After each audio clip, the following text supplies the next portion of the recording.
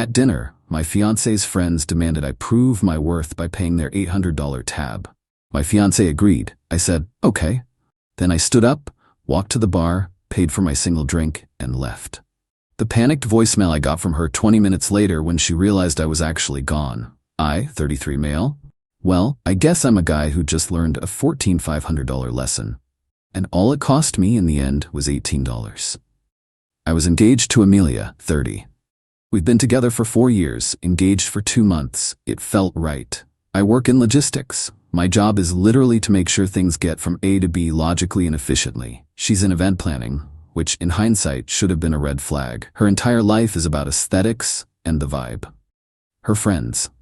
Oh man, her friends. Talia, 30, Becca, 29, and Qley, 30. They're a monolith of bottomless mimosas, designer knockoff handbags, and vocal fry. I was never good enough. Not in the he's a bad person way, but in the his car is 3 years old way. I tolerated them because I loved Amelia. The engagement ring wasn't an heirloom. I bought it after months of research. A 2.2-carat, oval-cut, lab-grown diamond. Flawless. She picked it out. I paid. My credit card, my account, $14,500. She loved it. Or at least she loved showing it to people. Last Friday night, Amelia said, "Babe, the girls are so excited. They want to take us out for a proper engagement celebration. Their treat, of course. We're going to Aperture." Aperture, of course. It's one of those new, painfully trendy places where the menu is just a list of ingredients, and every cocktail has smoke or foam. I am a beer and a burger guy. But their treat? Fine. We get there at 8 p.m. The place is loud, dark. The girls are already there, 3 martinis deep. "Leo, there he is!" Talia shrieks, air kissing the space next to my head. Amelia immediately gets swept up, ordering the same pink drink they all have. The dinner is a performance. They're ordering everything. We have to try the tuna crudo. Oh my god, oysters. 2 dozen. 2 bottles of the Sancerre and a round of espresso martinis with the oysters. Don't look at me like that, Leo. It's a vibe. I'm just sitting there, sipping one old-fashioned. I'm watching Amelia. She's not the woman I know. She's performing. Laughing too loud. Flashing her ring under the pin light like she's signaling a ship. I'm getting a bad feeling. Their treat part just felt wrong. After 2 hours of this, plates are cleared. They're all drunk, loud, and obnoxious. The waiter, who looks exhausted, drops the bill in the center of the table. No one moves. Then, Talia, with this slow, smug smile, slides the check directly in front of me. "So, Leo," she says, her voice suddenly serious. The other 2 stop talking and stare at me. It's a rehearsed, hostile silence. "Oh," I say, not touching the bill. "We've been talking," Talia continues, leaning in. "And we worry about Amelia. She's our girl. She deserves a certain kind of life, and you're, fine. But we need to know you're really going to provide for her. That you're worthy." I feel the blood drain from my face. I look at Amelia. This is her moment. Her moment to laugh and say, "Talia, shut up. What are you doing?" She doesn't. She giggles. A high-pitched, tipsy, nervous giggle. "Leo, don't be so serious," she says, patting my arm. "They're just teasing. But, they're not wrong. It is kind of tradition for the man to, show his appreciation." I stare at her. "Show my appreciation? For what?" Becca chimes in. "For us. For letting you into her life. We think you should prove your worth and pick this up. Show us you can handle her."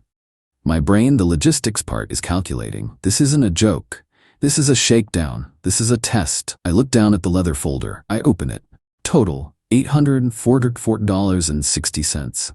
For 5 people. On a dinner they invited me to as their treat. I look up at Amelia. Her eyes are bright, expectant. She's smiling. She's with them. She wants to see what I'll do. I suddenly see the next 40 years. Every vacation, every holiday, every dinner being tested, having my worth evaluated by these 3 harpies, with my wife smiling and egging them on. I close the bill folder. "Okay," I say. Talia's smile widens. Amelia squeezes my arm. "Yay, I knew you'd." I stand up. They all look at me, confused. "I'll be right back," I say. I walk away from the table, not toward the restroom, toward the bar. The waiter who served us is there, inputting an order. I flag him down. "Hey man, I was at that table," I say, pointing. "Table 12. "Yes, sir?" "I just had one old-fashioned. Can I pay for that separately? I've got to head out. Emergency at work." The waiter, bless his heart, is a pro. He sees the chaos at that table, looks at me and just gets it. Absolutely, sir. That'll be $18. I hand him a $20 on my debit card to pay in cash from the register, but he waves it off. Don't worry, I'll just run the card, it's faster. He runs my card. $18. I add a $5 tip on the handheld. Thank you, I say. Have a good night, sir, he says with a look that says, run. I walk straight past their table. I don't look at them. I hear Amelia say, Leo, where are you going? I don't break stride. I push open the heavy glass door, walk out into the cool night air, get in my car, and drive. My phone is silent for exactly 20 minutes. I'm almost home when it lights up. Amelia, I let it ring. And ring. It stops, a notification pops up, new voicemail. I park in my spot, turn off the engine, and play it. It's not angry, it's not confused, it's pure high-octane panic.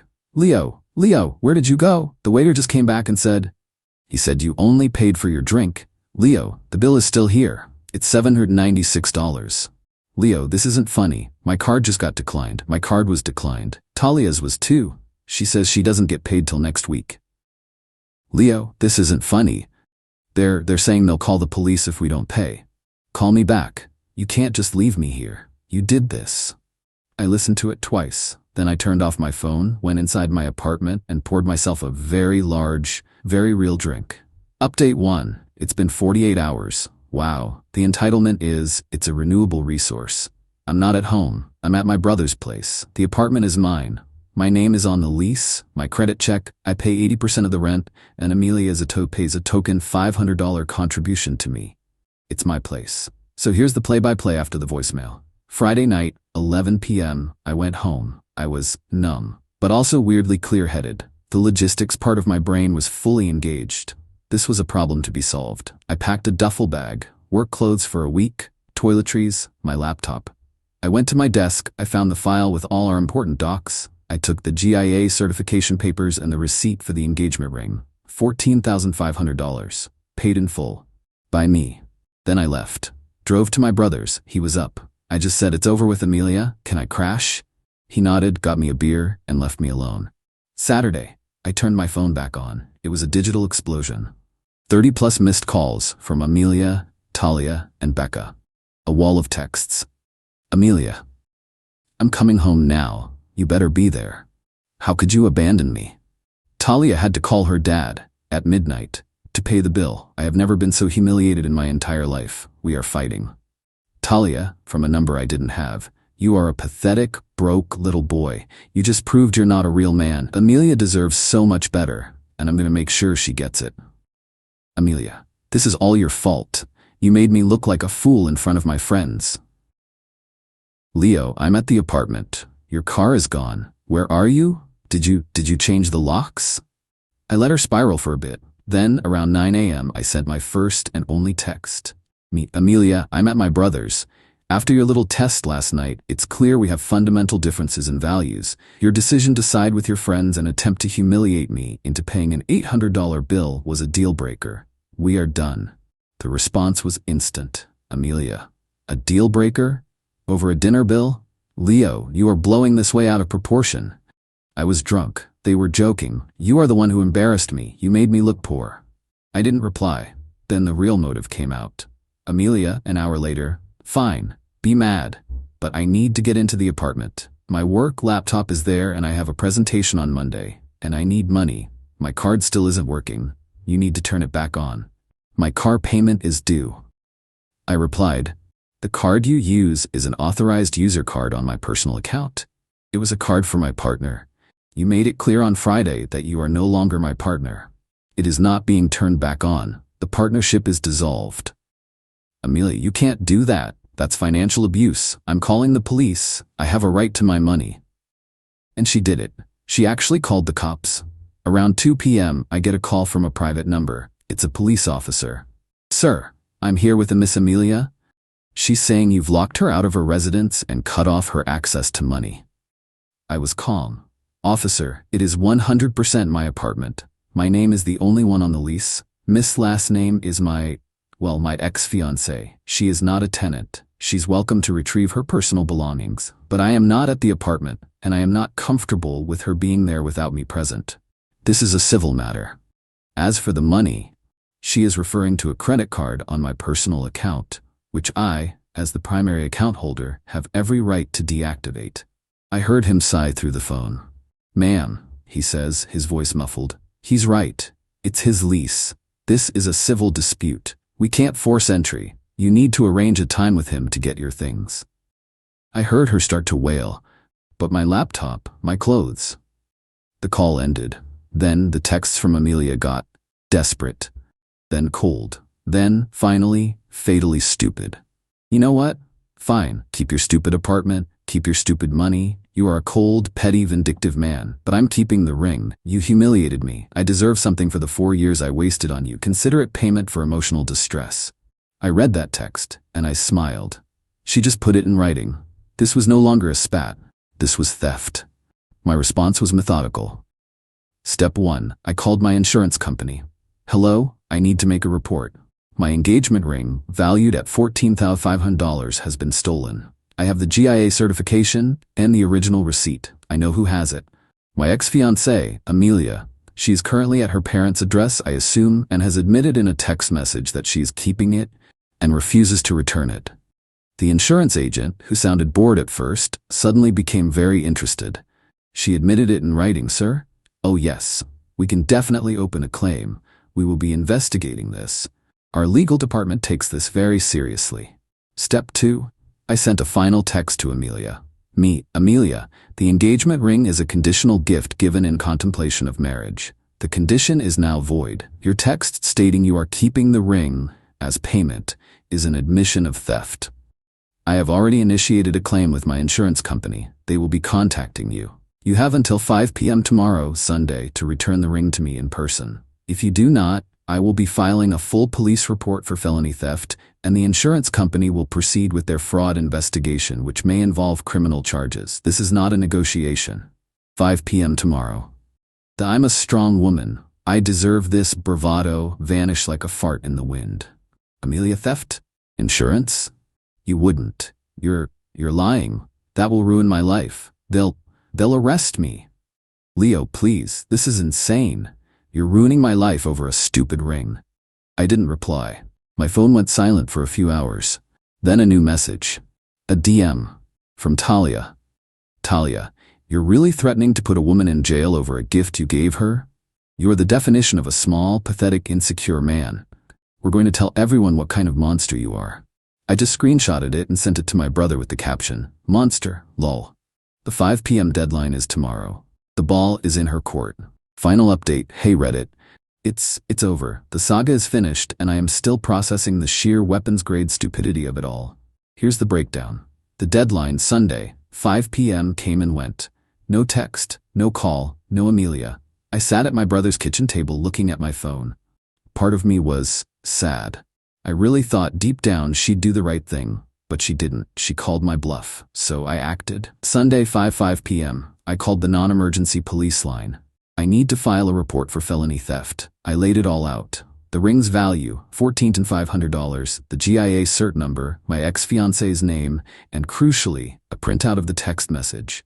I'm keeping the ring. I deserve something. The officer on the phone was all business. Sir, an item of this value, with a written admission of intent to deprive you of it. Yes, that's felony theft. We will have a detective reach out to her. He gave me a case number. Sunday, 5:30 p.m. I called my insurance agent back. Hi, it's Leo. The 5 p.m. deadline passed. She has not returned the ring. I have filed a police report. Here is the case number. The agent was, I can only describe, gleeful.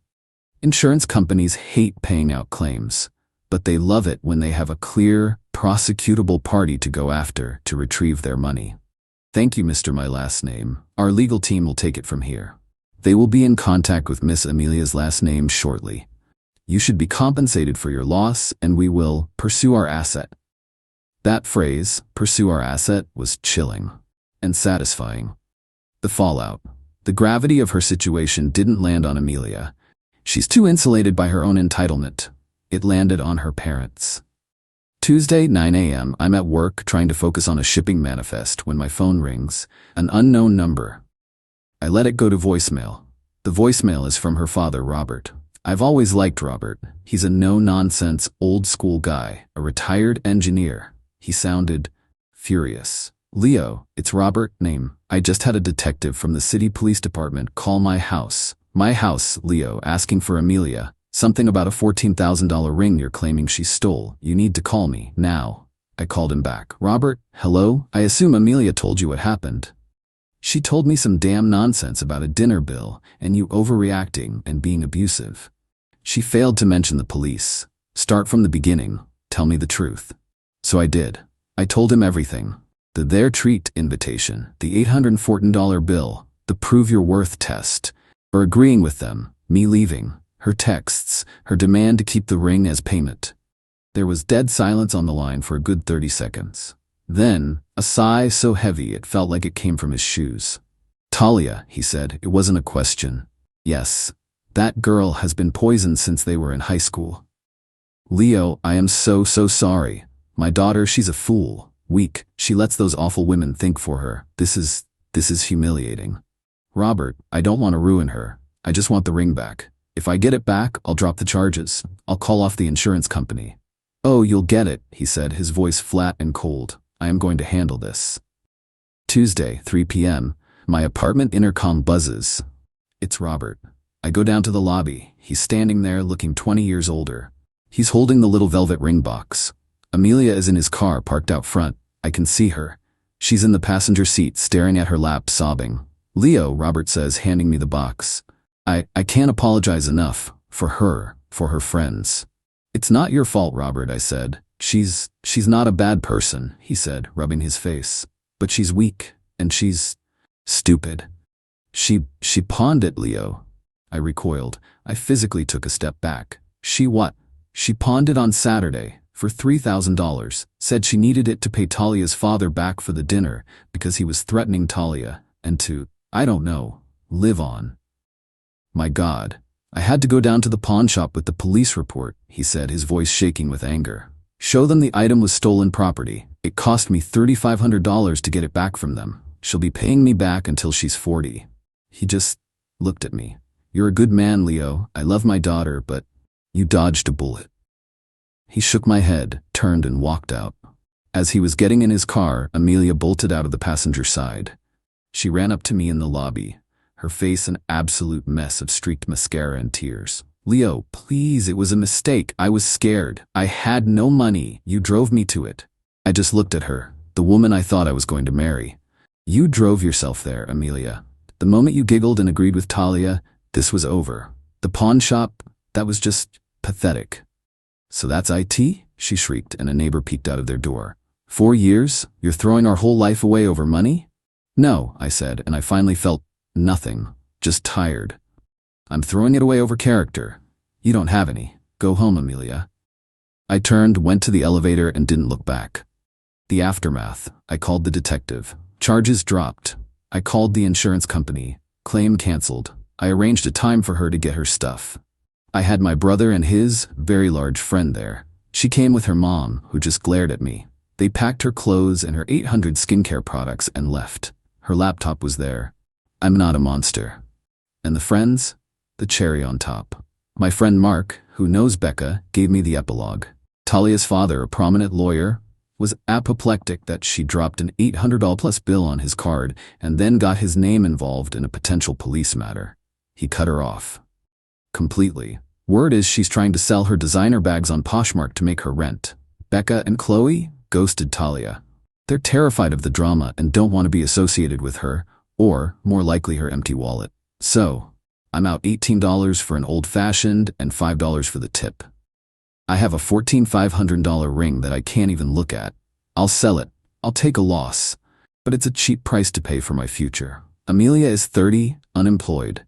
She was fired on Tuesday for a no-call, no-show on Monday during her pawnshop panic. $3,500 in debt to her very angry father, and has lost her fiancé, her ring, and her best friends. She wasn't a victim. She was a volunteer. They wanted to test my worth. Turns out, I was the only one in that room who had any.